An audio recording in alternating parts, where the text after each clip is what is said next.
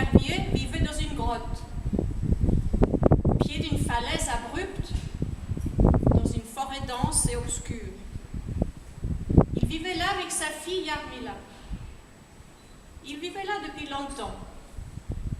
Sa femme était morte et lui, il avait beaucoup de peine à vivre sans elle. C'était un homme bon et les gens du village venaient souvent lui rendre visite.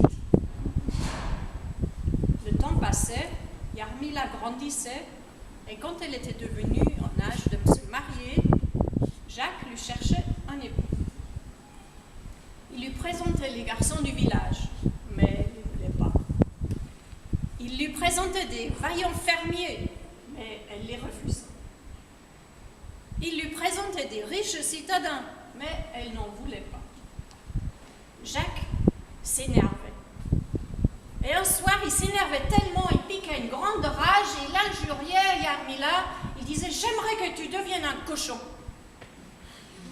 Seulement un homme bête pourra t'aimer encore. » Aussitôt dit, aussitôt fait, Jarmila était devenue un cochon. Un cochon très très beau, une truie très rose, avec une truie délicate et des petites fesses rondes. Et elle restait auprès de son père, parce que c'était une fille dévouée, même en étant cochon. Jacques n'était pas content. Il commençait à picoler. Il devenait carrément alcoolique. Alors c'était triste à voir. Sa maison devenait une porcherie. Il nettoyait plus rien, il y avait la vaisselle crade, il y avait les vêtements sales. C'était vraiment horrible, ça puait carrément, sa grotte. Alors les gens ils venaient plus en visite. Et Jarmila était très triste à cause de tout ça.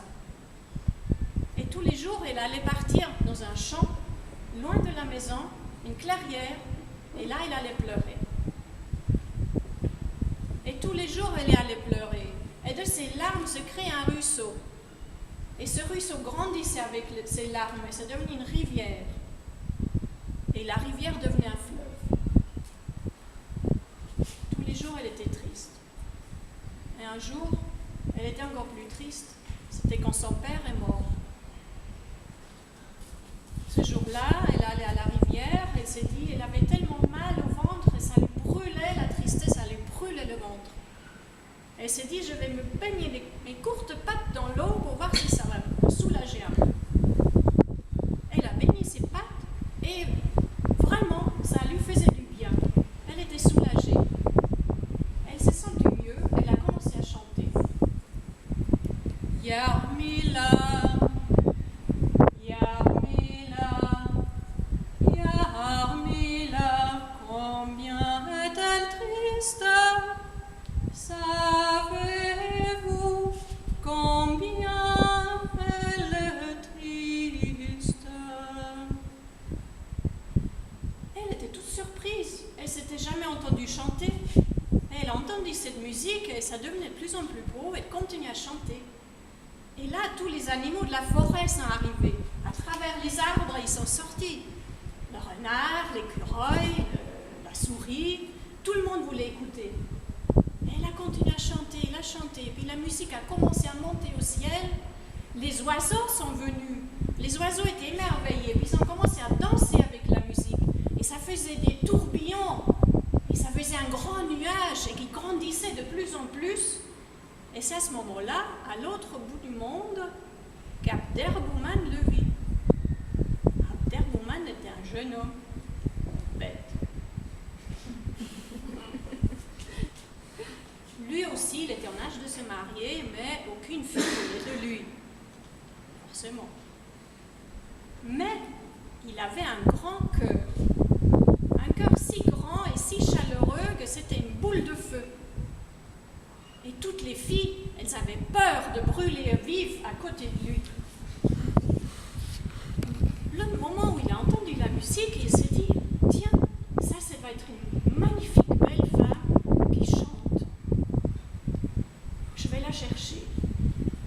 Alors il est parti, il a fait la marche, le bout du monde c'est loin, il a marché, il a toujours écouté, puis il a suivi la musique, et effectivement, tout tout à coup, il s'est approché du fleuve de Yarmila, le fleuve de larmes.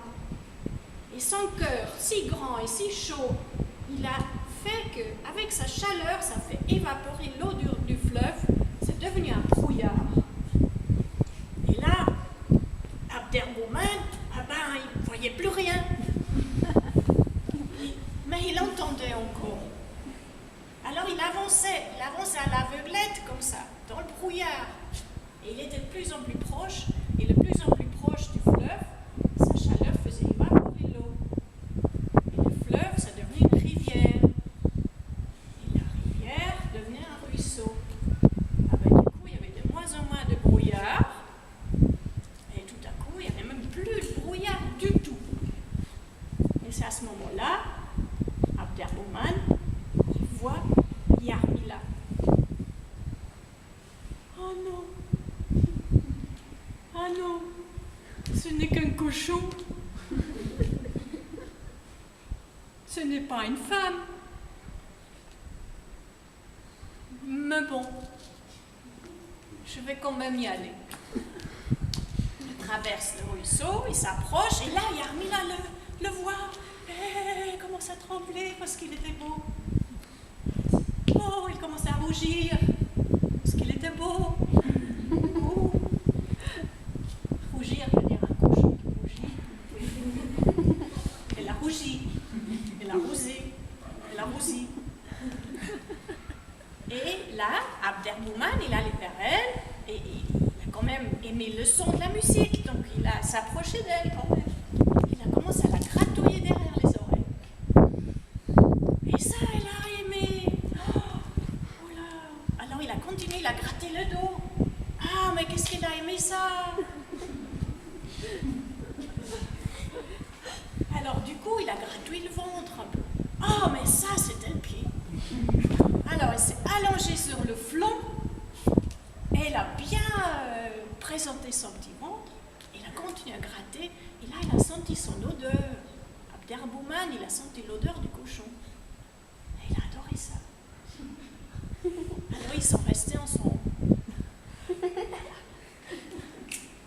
Maintenant, ils ont petit à petit commencé à s'aimer. Et en s'aimant, ils ont essayé de s'approcher plus. Ils ont voulu s'unir vraiment dans l'amour. Mais un cochon à un homme. Alors ils ont trouvé que quand lui posait sa paume sur le front du cochon, et elle posait son groin sur le front de Abderboumane, et ça faisait quelque chose de très fort. Une lumière blanche qui jaillissait. Une sorte d'univers total d'un instant à l'autre. Alors, waouh! C'était super génial. Alors comme ça, ils ont passé le temps, ils ont vécu ensemble, et tout. Mais elle n'était pas contente, au fond d'elle. Parce qu'au fond d'elle, elle avait envie d'avoir des petits. Et avec des gratouilles et de la lumière blanche, ça va pas vraiment. Alors une nuit, elle est allée faire une prière à la lune. Elle a dit: Lune, s'il te plaît, fais quelque chose. Eh bien, la lune était d'accord. Alors, la lune, elle leur a offert 2 cadeaux. La première pleine lune, Abderboumane s'est transformé en verra. Vous voyez, le grand verra avec des grosses cuisses, un beau, vous voyez, une belle queue en tire-bouchon, un vrai cochon, quoi. Hein, et là, comme ça, les deux, le verra, la truie, ils ont passé une nuit plein de cochonneries et ils ont adoré ça. Le lendemain matin, lui s'est retransformé en homme, Abderboumane. 2 semaines ont passé, et la nouvelle lune, elle s'est transformée en femme. Qu'est-ce qu'elle était belle! Des hanches parfaites, des seins voluptueux, des lèvres. Oh, on n'avait pas envie d'arrêter de les embrasser. Bref, l'homme, il ils ont passé une nuit d'hommes et de femmes. Et c'était magnifique. Hélas, le matin arrivant, elle se retransformait en truie. Et ben, 2 semaines plus tard, Lucie Vera, 2 semaines plus tard, elle était une femme, etc., etc. Et quelques lunes plus tard, elle a mis bas plein de petits, plusieurs petites crevettes humaines, plusieurs petits porcelets, un garçon avec 2 queues, une devant, une petite, une derrière, et une fille avec une